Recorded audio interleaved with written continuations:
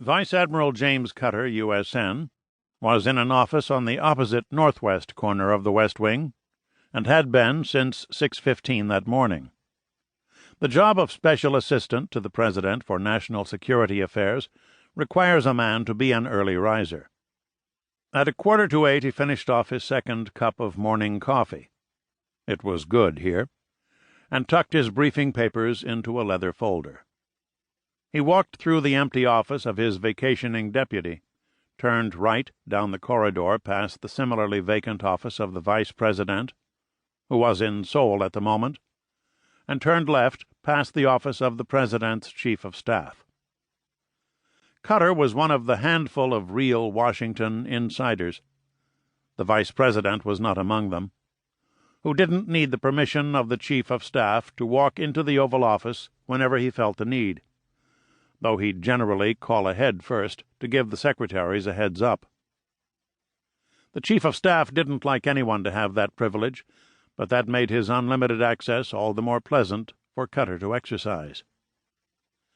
Along the way, 4 security personnel nodded good morning to the Admiral, who returned the gestures as he would greet any skilled menial.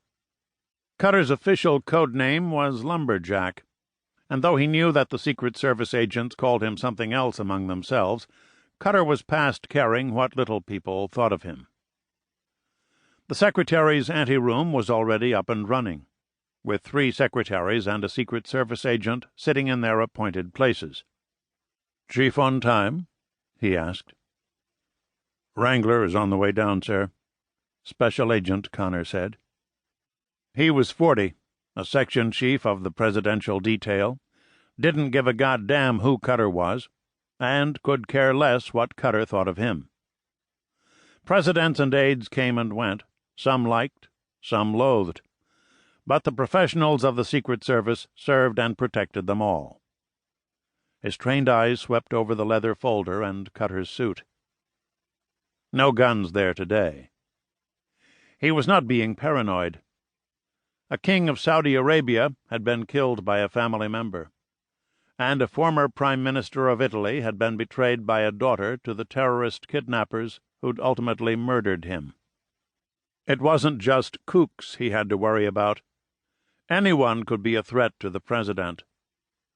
Connor was fortunate, of course, that he only had to worry about physical security. There were other sorts. Those were the concerns of others less professional than he.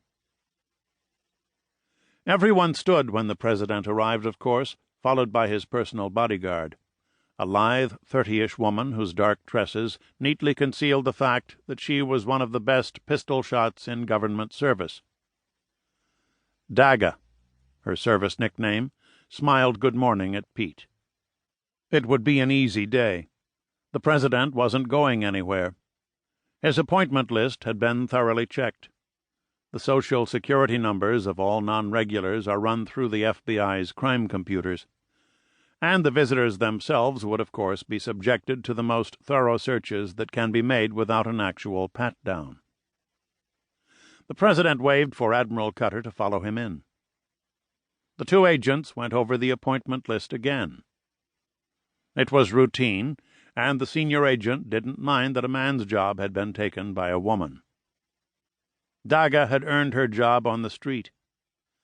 If she were a man, everyone agreed she'd have 2 big brass ones, and if any would-be assassin mistook her for a secretarial type, that was his bad luck. Every few minutes until Cutter left, one or the other of the agents would peer through the spy hole in the white-painted door to make sure that nothing untoward was happening. The President had held office for over 3 years, and was used to the constant observation. It hardly occurred to the agents that a normal man might find it oppressive. It was their job to know everything there was to know about the President, from how often he visited the bathroom to those with whom he slept. They didn't call the agency the Secret Service for nothing. Their antecedents had concealed all manner of peccadillos. The President's wife was not entitled to know what he did every hour of the day. At least, some presidents had so decided. But his security detail was.